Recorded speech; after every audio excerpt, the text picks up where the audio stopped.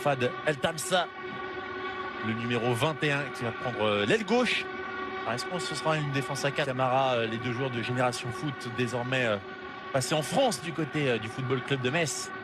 Le partenaire évidemment de l'Académie Génération. Style de jeu, comme lors des matchs précédents, c'était les mots de Malik Daf en conférence de presse. En tout cas, le Sénégal, c'est une question d'honneur aussi pour continuer la bonne série du foot africain.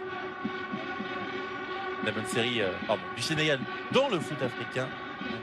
On sent bien, attention à cette interception haute du côté des Sénégalais. Souleymane Faye qui peut lancer le double buteur, Pape Diallo. Double buteur du Mozambique, le jeu à l'extérieur du pied. Le fait remonte à il y a 10 ans, chez les moins de 20 ans. Et puis la participation à 6 ans, attention quand même à cette déviation. Et le premier arrêt pour Landing Badji, magnifique. Et Al Tamsa qui s'est retrouvé en position d'avant-centre. Le contrôle était bon, l'enchaînement assez efficace. S'appuie sur son intérieur Ndiaye, le bon centre. Le coup de tête d'Ibou Sané, la tentative. Le contrôle était bon pour Lamine Camara. Et encore une fois, la frappe non cadrée de première était un peu écrasée à côté. Là, il a tenté d'y mettre de la puissance. Bien gêné par Gouda aussi, qui a fait ce tacle désespéré pour le renvoi de Gay qui vient de rentrer. Oh, ça fait presque une bonne passe pour Ibou Sané. Les deux entrants de la mi-temps. Et le retour. Cette passe en profondeur de Gay pour Ibou Sané. Et ce retour désespéré de Gouda. Et maintenant, les Sénégalais qui continuent. Ndiaye à nouveau pour un très bon centre. Il était tout seul.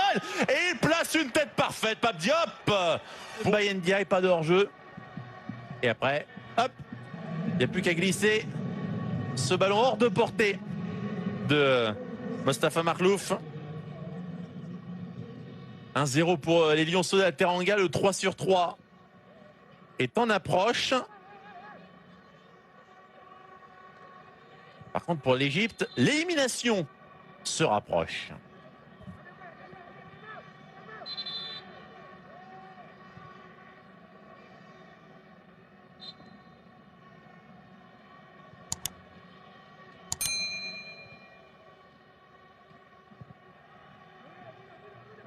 On en encaisser d'autres. Là, ce serait compliqué. Et Pape Diop, oh, attention, ils sont à 2 contre 0 quasiment. Pape Diop, qui a plus qu'à glisser ce centre en retrait. Et finalement, il l'a mis cadré presque. En tout cas, il a mis tout ce qu'il fallait pour que ce soit le plus rasant possible du poteau, malheureux. Comment on réorganise côté égyptien, mais en tout cas, ça va pas plus offensif que ça. Limite, on essaye, attention, à ce ballon perdu, et c'est raté. Ce gros raté. La défense, et surtout, déjà le duel raté de part d'Ahmed Reda, et ensuite Omar Fayed qui se rate complètement au duel avec Ibou Sané. Cette tête complètement manquée. Ibou Sané qui joue très très bien le coup, et encore une petite faute de main ensuite de Mostafa Marlouf. N'en jetez plus. Il n'y a plus rien qui va à côté égyptien. Et l'élimination qui se décide sera totalement logique. Et oui, les larmes évidemment des sortants à l'instant même. L'Égypte peut dire avec certitude que l'Égypte est éliminée de l'Égypte, alors que Ahmed Reda vient de concéder le corner à l'instant même. Devant Faye, le corner frappé par Diarra, et le troisième. Ça, quasiment éliminé. Allez, on est à un gros quart d'heure de l'élimination pour le pays hôte de cette CAN des moins de 20 ans.